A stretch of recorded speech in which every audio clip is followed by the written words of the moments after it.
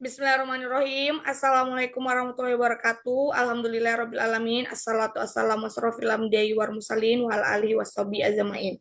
Amma ba'du. Yang kami hormatin Bapak dosen Bahrudin Salim dan yang kami sayangin teman-teman semua.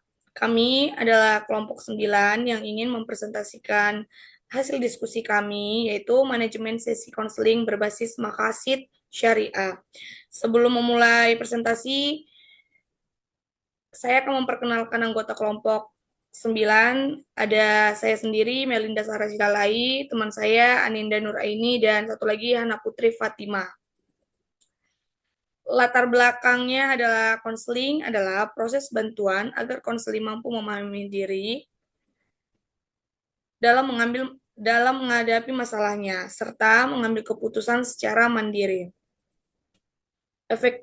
Efektivitasnya bergantung pada pengelolaan sesi yang baik, mulai dari perencanaan hingga evaluasi.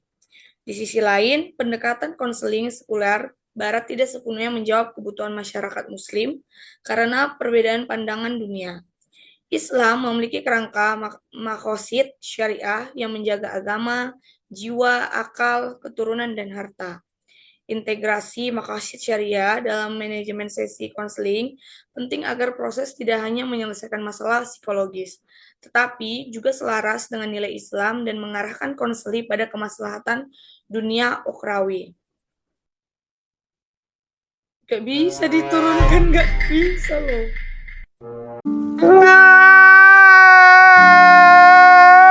A few moments later.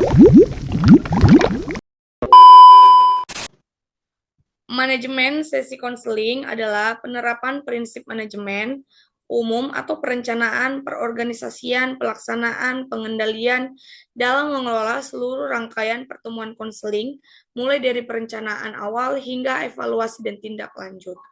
4 unsur pokoknya. 1.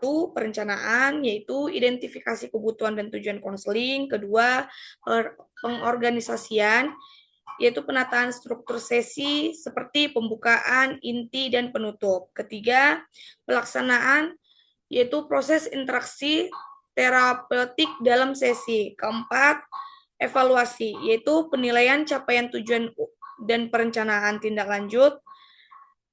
Keempat unsur ini saling terkait dan menentukan keberhasilan proses konseling. Tanpa manajemen yang baik, sesi berisiko tidak terarah, tujuan konseling tidak tercapai, dan waktu atau sumber daya tidak optimal. Karena itu, kemampuan mengelola sesi manajemen kompetensi inti konselor sejajar dengan kompetensi teoritis dan keterampilan komunikasi terapeutik. Konsep dasar maqasid syariah. Maqasid syariah secara bahasa berarti tujuan-tujuan syariat. Maksud dan hikmah dibalik hukum-hukum Allah Subhanahu wa taala demi kemaslahatan manusia. Imam Al-Syatibi atau Al-Muqaffahot menyatakan bahwa seluruh syariat pada dasarnya bertujuan mewujudkan kemaslahatan zat al-masholi dan menolak kemudaratan atau dar'u al-mafasid. 5 unsur pokok al-daruriyat al-khams. 1. Hifz al-din, yaitu menjaga agama atau kebebasan beribadah. Kedua, hifz al-nafs, yaitu menjaga jiwa, keselamatan, dan kesehatan fisik psikologis. Ketiga, hifz al-haq, menjaga akal dan kesehatan mental. Keempat, hifz al-nas, menjaga keturunan, kehormatan, dan hubungan sosial. Kelima, hifz al-mal, menjaga harta dan kesejahteraan ekonomi. Selanjutnya, integrasi maqasid syariah dalam konseling. Yang pertama, orientasi pada kemaslahatan holistik. Yang kedua, skala prioritas maslahat atau fik al-aulawiyat. Yang ketiga, keseimbangan antara syariat dan psikologi. Yang keempat, menjaga kerahasiaan dan kehormatan konseling. Yang kelima, mendorong kemandirian dan tanggung jawab. Selanjutnya, tahapan manajemen sesi konseling berbasis maqasid syariah. Ada 6. Yang pertama itu tahap prasesi atau perencanaan. Yang kedua, tahap pembukaan atau membangun hubungan terapeutik. Yang ketiga, tahap eksplorasi masalah. Yang keempat, tahap intervensi.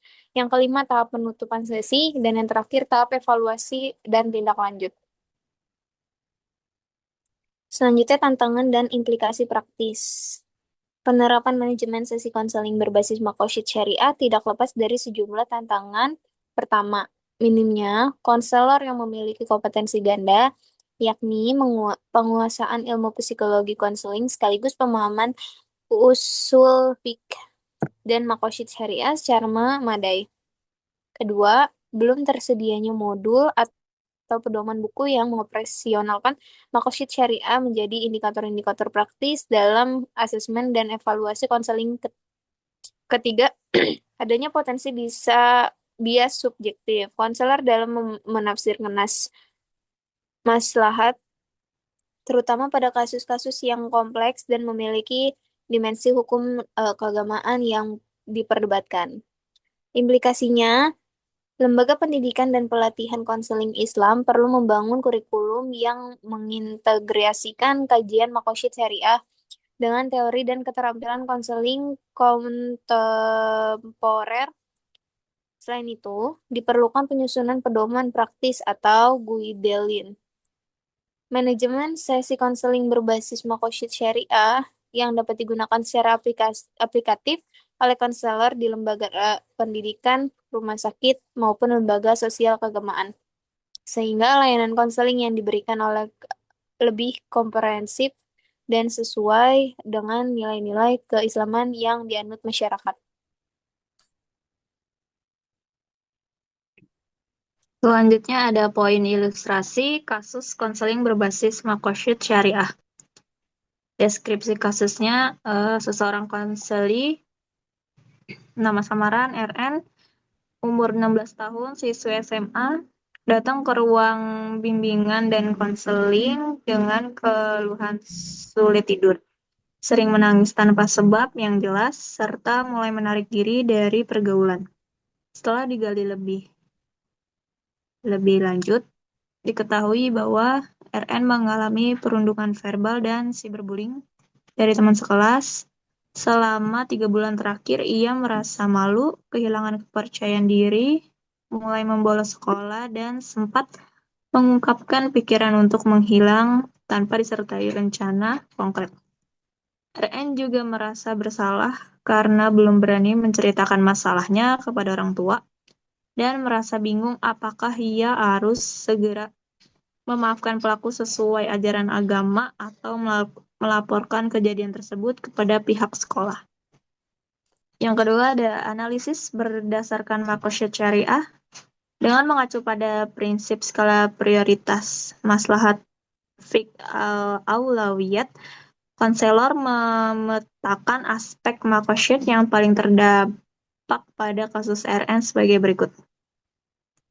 Yang pertama ada hifz al-nafs, yaitu menjaga jiwa, menjadi prioritas diharusin karena terdapat indikasi ide untuk mengakhiri diri. Konselor segera melakukan asesmen risiko, memastikan keamanan RN, dan merujuk ke psikolog atau psikiater apabila diperlukan. Yang kedua ada hifz al-aql, yaitu menjaga akal, diwujudkan dengan membantu RN berpikir jernih agar tidak terjebak dalam pikiran negatif berlebihan tentang dirinya, melalui teknik kognitif untuk menantang keyakinan bahwa dirinya tidak berharga. Yang ketiga ada hifz al-ird, yaitu menjaga kehormatan, ditegakkan dengan menjaga kerahasiaan cerita RN sepenuhnya agar ia merasa aman untuk terbuka tanpa takut disebarluaskan. Yang terakhir ada hifz al-din, yaitu menjaga agama, diperhatikan dengan membantu RN memaknai ujian ini serta spiritual, misalnya nilai sabar dan ikhtiar, tanpa memaksakan bahwa ia harus segera memaafkan pelaku, karena pemaafan diarahkan sebagai proses bertahap, bukan kewajiban instan yang mengabaikan rasa sakitnya. Yang ketiga ada penerapan tahapan manajemen sesi konseling. Penerapan 6 tahap sesi. Yang pertama ada prasesi. Konselor menelaah laporan wali kelas, meniatkan sesi sebagai ibadah dan sarana masyaalahah. Yang kedua ada pembukaan, Membangun rapot menegaskan jaminan kerahasiaan hifz al-ird agar RN nyaman bercerita. Yang ketiga ada eksplorasi, yaitu menggali riwayat bullying, dampak emosional, dan pikiran RN, memetakan makosyid mana yang paling terdampak atau jiwa dan akal menjadi prioritas.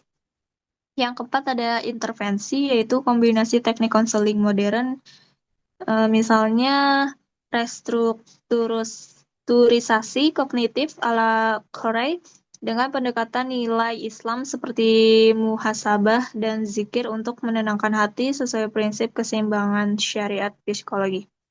Yang kelima ada penutupan, merangkum hasil sesi, menyepakati langkah lanjutan, misalnya melapor ke wali kelas terkait perilaku bullying, memperkuat hifz al-aq lewat keputusan mandiri RN. Yang keenam ada evaluasi atau tindak lanjut, yaitu konselor memantau kondisi RN dalam sesi berikutnya dan merujuk ke tenaga medis atau psikolog jika indikasi risiko jiwa masih ada. Ilustrasi kasus ini menunjukkan bahwa integrasi makosyid syariah ke dalam manajemen sesi konseling tidak menggantikan teknik-teknik psikologis modern, melainkan memberikan kerangka prioritas dan makna spiritual tambahan yang membantu konselor menangani permasalahan konseli secara lebih holistik.